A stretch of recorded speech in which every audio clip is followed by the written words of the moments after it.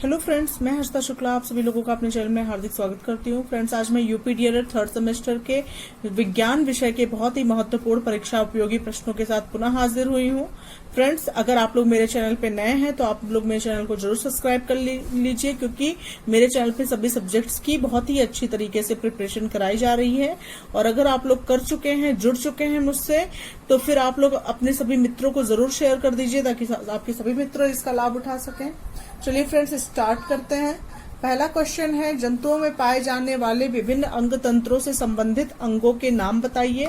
तो इसका आंसर होगा जंतुओं में पाए जाने वाले विभिन्न अंग तंत्रों से संबंधित अंगों के नाम। या आप हेडिंग डालेंगे, उसके अंतर्गत लिखेंगे, एक तरफ लिखेंगे अंग तंत्र और दूसरी तरफ लिखेंगे संबंधित अंग।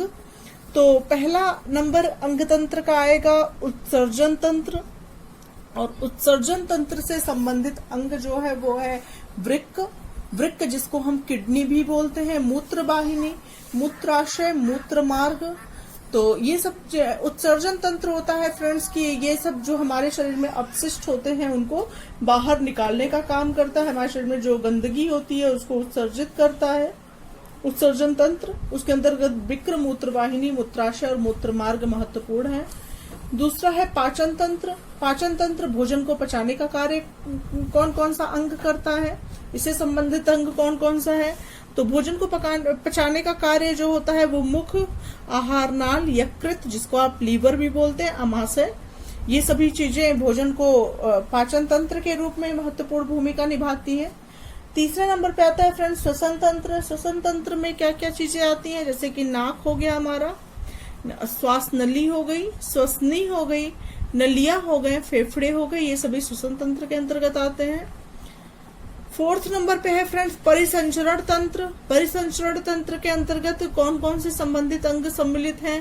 परिसंचरण तंत्र के अंतर्गत रुधिर है, रुधिर वाहिकाएं हैं, हृदय है। और पांचवें नंबर पे है फ्रेंड्स अंतःस्रावी तंत्र। अंतःस्रावी तंत्र के अंतर्गत पीयूष ग्रंथि, थायराइड ग्रंथि और अधिवृक्क ग्रंथि महत्वपूर्ण है फ्रेंड्स। 6 नंबर है फ्रेंड्स तंत्रिका तंत्र। तंत्रिका तंत्र के अंतर्गत है मस्तिष्क, मेरुरज्जु, तंत्रिका। और 7 नंबर पे है फ्रेंड्स पेशी तंत्र। पेशी तंत्र के अंतर्गत आता है पेशी उतक। और 8 नंबर पे है फ्रेंड्स जनन तंत्र। जनन तंत्र के अंतर्गत आता है वृषण नर में और अंडाशय मादा में। और 9 नंबर पे है फ्रेंड्स कंकाल तंत्र। कंकाल तंत्र के अंतर्गत आती है हड्डियां।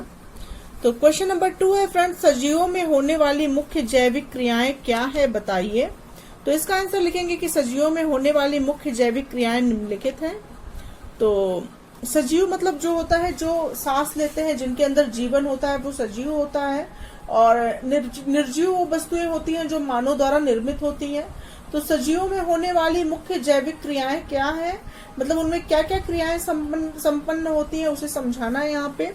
तो इसका आंसर लिखेंगे सजीवों में होने वाली मुख्य जैविक क्रियाएं निम्नलिखित है। नंबर 1, सभी जीव संवेदनशील होते हैं, मतलब उसमें संवेदनशीलता पाई जाती है सजीव में। और नंबर 2, सभी जीवों को भोजन की आवश्यकता होती है। हम सब सजीव हैं, पेड़ पौधे सजीव हैं, पशु पक्षी भी सजीव के अंतर्गत आते हैं। तो सभी को जो है भोजन की आवश्यकता होती है। नंबर 3 है फ्रेंड्स सभी जीवों में श्वसन क्रिया के फलस्वरूप ऊर्जा मुक्त होती है, मतलब सभी जितने भी सजीव होते हैं वो सभी श्वसन क्रिया करते हैं। और 4th नंबर पे है फ्रेंड्स सभी जीवों में वृद्धि होती है, सभी में वृद्धि और विकास होता है। नंबर 5 है फ्रेंड्स सभी जीवों में अपने समान संतान उत्पन्न करने की क्षमता होती है, मतलब जो जीव हैं, सजीव हैं, उनके अंदर जो है अपने समान ही संतान उत्पन्न करने की क्षमता होती है। मनुष्य है, मनुष्य की संतान मनुष्य होती है। पशु संतान को जन्म देता है, तो अपने समान ही संतान को उत्पन्न करते हैं सभी सजीव। और 6 नंबर पे फ्रेंड्स सभी जीव कोशिका से मिलकर बने होते हैं। सभी सजीव जिनमें जीवन होता है वो सभी कोशिकाओं से मिलकर के बने होते हैं। नंबर 7 है फ्रेंड्स कोशिका जीवधारी के शरीर की आधारभूत इकाई है। और कोशिका जो होती है वो सभी जीवधारी के शरीर की क्या होती है, आधारभूत इकाई होती है। और इस तरह ये सभी विशेषताएं सजीव प्राणियों में पाई जाती है। सजीव प्राणियों के अंतर्गत मनुष्य, जीव जंतु, वनस्पति सभी चीजें सम्मिलित हैं। क्वेश्चन नंबर 3 है फ्रेंड्स जीवों में पाई जाने वाली विभिन्नताओं का वर्णन कीजिए। तो इसका आंसर लिखेंगे सभी जीव एक समान नहीं होते हैं, इनमें मुख्यतः 6 प्रकार की विभिन्नताएं पाई जाती हैं। मतलब सभी जीव एक दूसरे के समान नहीं होते हैं, इनमें जो है मुख्यतः 6 प्रकार की विभिन्नताएं पाई जाती हैं। पहला, आकृति में विभिन्नताएं, मतलब उनकी आकार में भी विभिन्नता पाई जाती है। आकृति के अनुसार सभी जीव छोटे बड़े कद के होते हैं। दूसरा, आकार में विभिन्नता, उनके आकार में भी विभिन्नताएं पाई जाती हैं। तीसरा, आदतों में विभिन्नताएं, सभी की आदतें अलग अलग होती हैं, तो आदतों में भी सब में विभिन्नताएं पाई जाती हैं। चौथा है रहन सहन में विभिन्नताएं, सबके रहन सहन की का अलग वो होता है, मतलब सभी लोग अलग तरह से रहते हैं। जैसे कि बंदर हो गया, बंदर आपका पेड़ों में रहता है, हम सभी घरों में रहते हैं। पक्षी जो है वो घोंसलों में रहती है। तो इस तरह मछली पानी में, जल में रहती है, जल में जीवित रहती है। तो इस तरह से सभी पेड़ पौधे, पशु पक्षी, मनुष्य, सभी सजीवों में जो है विभिन्नताएं पाई जाती है रहन सहन में। सभी, कोई एक दूसरे के समान नहीं होता है, सभी एक दूसरे से विपरीत होते हैं, अलग अलग तरह से उनका रहन सहन होता है। फिफ्थ है फ्रेंड्स, आवास में विभिन्नताएं, मतलब सबके आवास में विभिन्नता पाई जाती है फ्रेंड्स। जैसे कि शेर है वो गुफा में रहता है, और मनुष्य घरों में रहते हैं, और चूहे जो है, चूहे बिल में रहते हैं, और जितने पक्षी हैं, जितने पक्षी हैं वो घोंसलों में रहते हैं। और इस तरह से सबके आवास में भी विभिन्नताएं पाई जाती हैं। छठवां है परिवेश में विभिन्नताएं, सबके परिवेश में भी विभिन्नताएं पाई जाती हैं। क्वेश्चन नंबर 4 है फ्रेंड्स, वन संरक्षण तथा वन्य जीव संरक्षण के दो उपाय लिखिए। तो ये क्वेश्चन भी डीएलएड 2018 में पूछा गया मोस्ट इंपोर्टेंट प्रश्न है फ्रेंड्स। तो इसके अंतर्गत लिखेंगे वन संरक्षण के क्या उपाय हैं। तो पहला, जनन द्रव्य का संग्रह एवं संरक्षण, और दूसरा जीन बैंकों की स्थापना। तो वन संरक्षण के अंतर्गत ये दोनों चीजें सम्मिलित है। दूसरे नंबर पे हेडिंग डालेंगे फ्रेंड्स वन्य जीव संरक्षण। तो वन्य जीव संरक्षण के अंतर्गत हम लिखेंगे, पहला है प्राकृतिक आवास प्रबंधन, और दूसरा है उद्यानों, संरक्षित क्षेत्रों एवं जंतु विहारों की स्थापना। अगला क्वेश्चन है फ्रेंड्स, तरंग के प्रकार बताइए, और या यांत्रिक तरंगों की आवृत्ति के अनुसार वर्गीकरण कीजिए। मतलब यांत्रिक तरंगों का आवृत्ति के अनुसार उनका वर्गीकरण कीजिए। ये क्वेश्चन जो है डीएलएड 2017 में पूछा गया, बहुत ही महत्वपूर्ण प्रश्न है, और 19 में आने की पूरी संभावना बन रही है। क्वेश्चन को आप ध्यान से देखिए फ्रेंड्स। तो इसका आंसर होगा, पहले हेडिंग डालेंगे हम यांत्रिक तरंगे।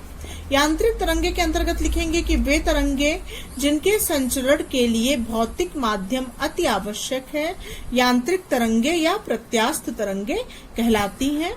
मतलब ऐसी तरंगे जिनके संचरण के लिए किसकी आवश्यकता होती है, भौतिक माध्यमों की आवश्यकता होती है, उन तरंगों को यांत्रिक तरंगे या प्रत्यास्थ तरंगे कहते हैं। अथवा वे तरंगे जो किसी मतलब कि ठोस, द्रव अथवा गैस पदार्थ के कणों के दोलनों द्वारा उत्पन्न होती है अथवा आगे बढ़ती है, यांत्रिक तरंगे अथवा प्रत्यास्थ तरंगे कहलाती है।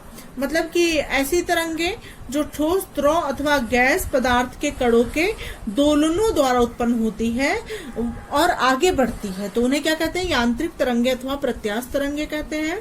जैसे वायु में ध्वनि तरंगे, जल में गिरे पत्थर के कारण उत्पन्न तरंगे, रस्सी में दोलनों के द्वारा उत्पन्न तरंगे आदि, ये सभी यांत्रिक तरंगों के उदाहरण हैं।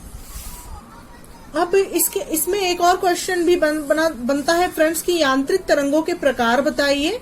तो इसके अंतर्गत हम लिखेंगे कि माध्यम के कणों के कंपन करने की दिशा के आधार पर यांत्रिक तरंगे 2 प्रकार की होती हैं।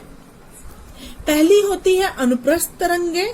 अनुप्रस्थ तरंगे वे तरंगे होती हैं कि जब किसी तरंग में माध्यम के कण तरंग के चलने की दिशा के लंबवत कंपन करते हैं तो उत्पन्न तरंग अनुप्रस्थ तरंग कहलाती है। मतलब कि जब किसी तरंग में माध्यम के कण तरंग के चलने की दिशा के लंबवत कंपन करते हैं तो उत्पन्न तरंग क्या कहलाती है, अनुप्रस्थ तरंग कहलाती है। यह तरंगे श्रृंग तथा गर्त के मिलने से बनती हैं। जब तालाब के जल में पत्थर फेंकते हैं तो अनुप्रस्थ तरंगे उत्पन्न होती हैं। तालाब में पत्थर फेंकने से उत्पन्न अनुप्रस्थ तरंगे के उठे हुए भाग को श्रृंग तथा दबे हुए भाग को गर्त कहते हैं। मतलब जब तालाब में पत्थर फेंकते हैं जो उठा हुआ भाग होता है उसको श्रृंग कहते हैं तथा जो दबा हुआ भाग होता है उसको क्या कहते हैं, उसको गर्त कहते हैं। अगला नंबर 2 है फ्रेंड्स अनुदैर्ध्य तरंगे।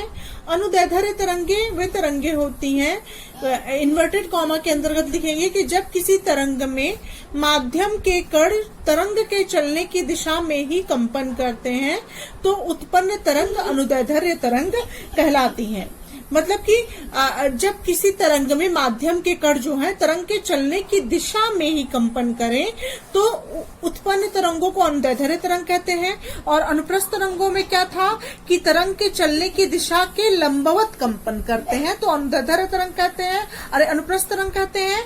और जब किसी तरंग में माध्यम के कण तरंग के चलने की दिशा में ही कंपन करें तो उसे अनुदैर्ध्य तरंग कहते हैं।